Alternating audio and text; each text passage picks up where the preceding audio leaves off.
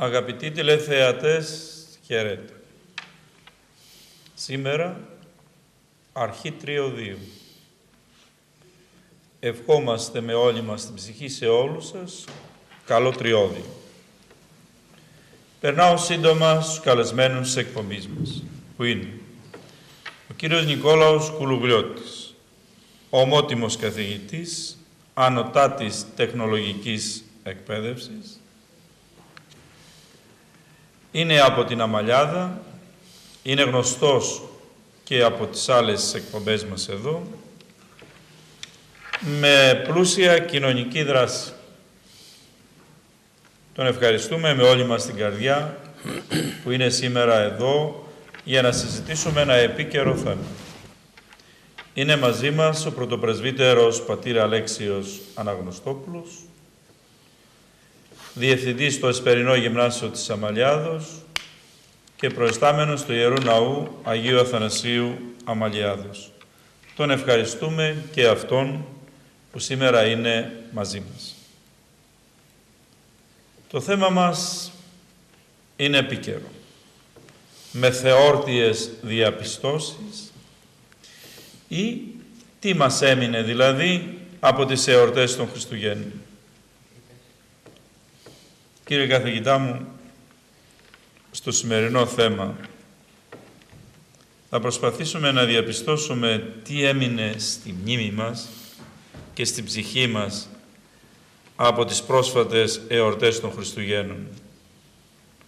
Ωστόσο όμως, πριν μπούμε στην ουσία του θέματος, θα σας παρακαλούσαμε και πιστεύω να θέλετε και εσείς να μας περιγράψετε τις ετοιμασίες που γίνονται πριν από τις γιορτές, έτσι για να μπούμε στο νόημα και στο κλίμα του θέματός μας πιο καλύτερα. Πολύ ευχαρίστως. Με τη σειρά μου ευχαριστώ και εγώ τον Μητροπολίτη Ηλίας για την πρόσκληση σε αυτή την εκπομπή, τον πατέρα Ηλία που επί πολλά έτη οργανώνει μεθοδικά, πολύ μεθοδικά αυτή την εκπομπή, και τον πατέρα Αλέξιο που συμμετέχει με πολύ καλή διάθεση σε αυτή την διαδικασία, και εύχομαι επίσης καλή χρονιά σε όλους σας και σε όλους τους τηλεθεατές της ΟΡΤ και σε όλους όσους μας βλέπουν και μας ακούνε. Πάτερ Ηλία, για τα Χριστούγεννα αρχίζει η προετοιμασία 3-4 μήνες πριν έρθουν τα Χριστούγεννα και βλέπουμε παντού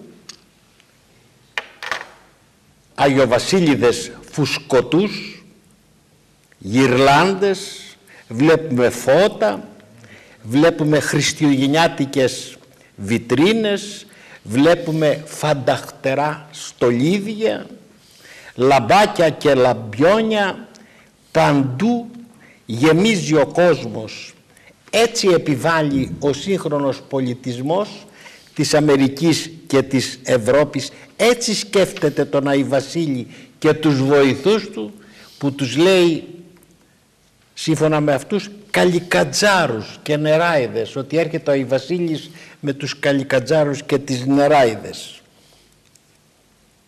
Και όλα αυτά, όπως είπα, γίνονται, αγαπητοί τηλεθεατές, 2-3 μήνες πριν από τα Χριστούγεννα και προβάλλονται με φωταγωγημένες νυχτερινές υπερπαραγωγές και με ένα συγκεκριμένο μήνυμα: καταναλώστε γιατί χανόμαστε.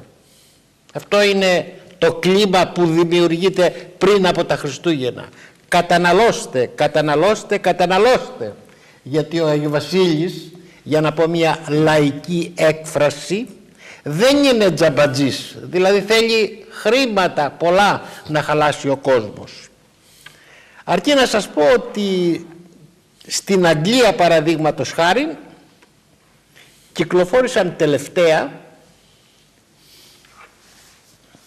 μερικά γραμματόσημα, ο ΕΛΤΑ, και πάνω στα γραμματόσημα αυτά είχε ταράντους, χιονανθρώπους, είχε χριστουγεννιάτικα δέντρα, χωρίς όμως να υπάρχει ούτε ο Χριστός ούτε η φάτνη.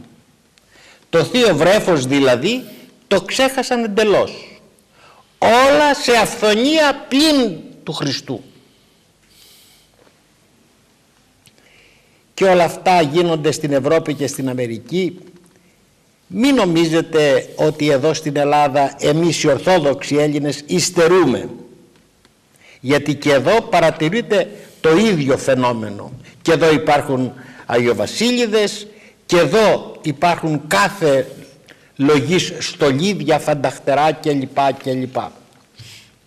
Τις μέρες εκείνες βλέπουμε ότι οι δίπλες και τα μελομακάρονα περισσεύουν. Οι γυναίκες με 2-3 καρότσα τα φορτώνουν τίγκα από τα σούπερ μάρκετ και τρέχει ο κόσμος να αγοράσει, λες και την άλλη μέρα από τα Χριστούγεννα θα έρθει η συντέλεια του κόσμου. Είναι περίεργο το φαινόμενο. Και κάτι άλλο. Όταν φτάνουν τα Χριστούγεννα, το βράδυ δηλαδή της παραμονής, ανάβουν τα κινητά.